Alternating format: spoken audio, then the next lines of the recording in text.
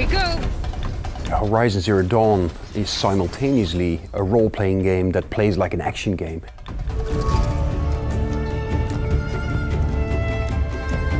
We're known for our first-person shooter series, Killzone, and well, storytelling in an open world and in an RPG is not something that we had done before. But I think all of us, we really welcome it as just a wonderful opportunity to create something that's so fresh, so new. It's a wonderful challenge for us.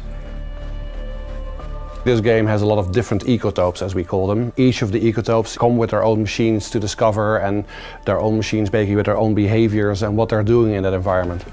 We've shown at E3 basically our sort of more foresty, fall-like environments, but we also have deserts in the game, we have high mountain peaks completely covered in snow, we have jungle in the game, we have loads of different environments, and of course a really big part of it is also the ancient ruins that we have in the game, which are again a completely different sort of atmosphere and setting.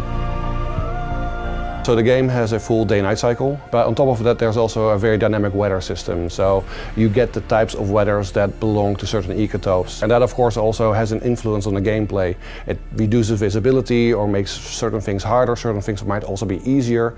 So there is a large component of how the look and the weather and the day cycle basically impacts your experience as a player.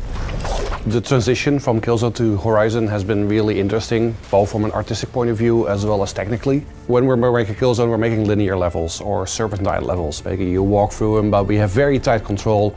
And that's completely different in an open world, but the player has a lot more freedom to approach things the way that they want to see it. So we really had to basically start looking at the world from a 360 point of view, basically looking at all the different directions that the player could approach, how things would look, basically how the vistas would look, and all these different aspects.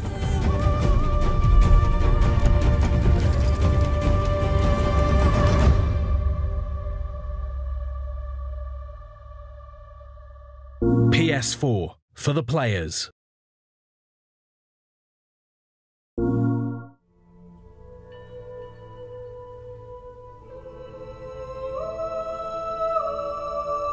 The original pitch for Horizon, it was very high level still, but some of the pillars that you see in the game right now were already there.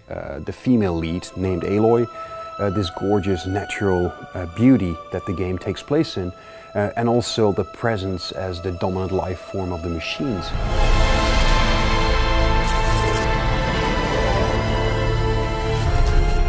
The machines turned out to be very much animal inspired. That is something that the game designers found to be a very natural way for us to portray these machines. We knew basically we wanted them very big and very awesome, and we wanted lots of them, but we didn't necessarily know what the exact look of it's going to be. We also played basically with more insect-like creatures or more traditional looking robots, but this whole aspect of nature basically and the majesty of nature combined with this much more sort of prehistoric looking creatures really created a very unique setting and a very unique look. There's something basically that in game design they call a tell, that you can sort of look at the creature and by how it's animating, how it's behaving, you know what sort of attack it might do and you can sort of prepare for it.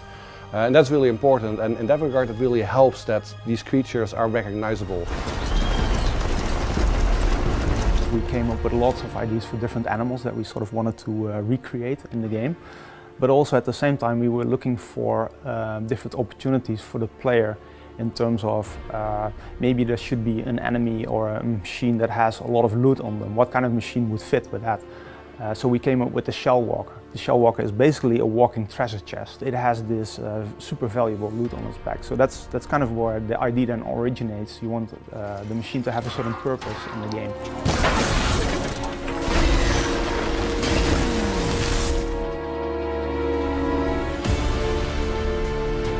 We wanted basically every aspect basically to have their own robots, and of course basically there are lakes and rivers and other sort of water bodies in our game as well.